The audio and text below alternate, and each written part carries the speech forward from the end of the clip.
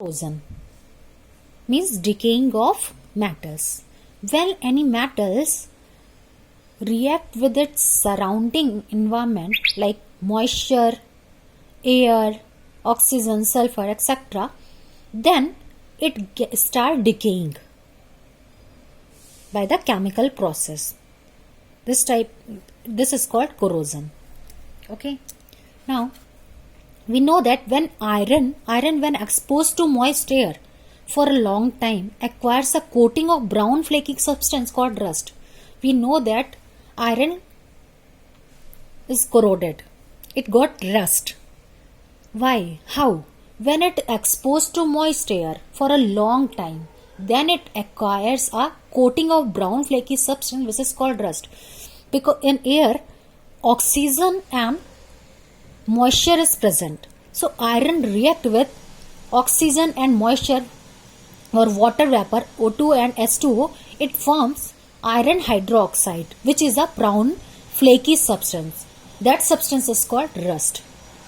In this way iron get corroded. Okay, next copper. We know that to keep copper container in open air, it turn into greenish color. Why?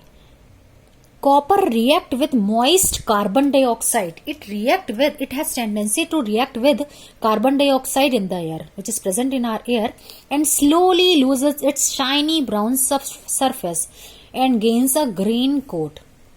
This green substance is basic copper carbonate. When copper react with carbon dioxide, then it forms copper carbonate and turn into green substance. Silver articles becomes black after some time when exposed to air. This is because it reacts with sulfur in the air. Sulfur which is present in air, it reacts with sulfur and forms silver sulfide and form a coating of silver sulfide which is black in color. Okay, in this way these metals get corroded. Here you can see first when silver react with sulfur present in air, it forms silver oxide which is black in color. So silver shiny color substance, silver color is get converted into silver sulfide when it is placed in open air.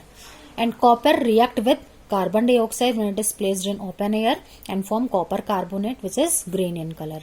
And iron, when iron is placed in an open place, it react with the oxygen and water vapors present in the atmosphere and form ferrous oxide, hydrated ferrous oxide which is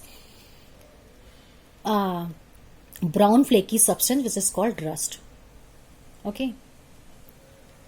Now let's discuss about prevention of corrosion. So the rusting of iron can be prevented by painting. So rusting of iron can be prevented by painting, by oiling, greasing, galvanizing, chrome plating, anodizing or making alloys. By applying these process we can prevent the corrosion of iron. Okay. Galvanization. What is galvanization? Galvanization is a method, is a process which is applied in iron for prevention of corrosion. So galvanization is a method of protecting steel and iron from rusting by coating them with a thin layer of zinc. So what is galvanization? Coating of zinc in iron and steel, and it prevents the corrosion of iron. This process is called galvanization. Galvanization is a process of coating of zinc on iron, on the layer of iron. The galvanization article is protected against rusting even if zinc coating is broken.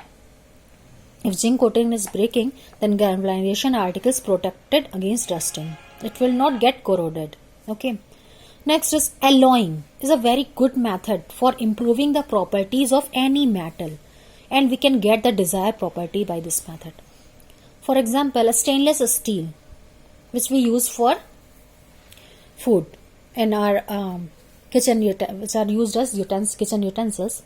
So steel is nothing but it is a mixture of many metals, and the mixture of metals is called alloy. For example, iron, the most widely used metal, but it is never used in its pure state because pure iron is very soft and stretches easily when hot. But if mixed with a small amount of carbon, it becomes stainless. It becomes strong. And when iron is mixed with nickel and chromium, we get stainless steel. So what is stainless steel? It is an alloy. Stainless steel is an alloy of nickel, chromium and iron. How we get stainless steel? It is a mixture of iron, nickel and chromium.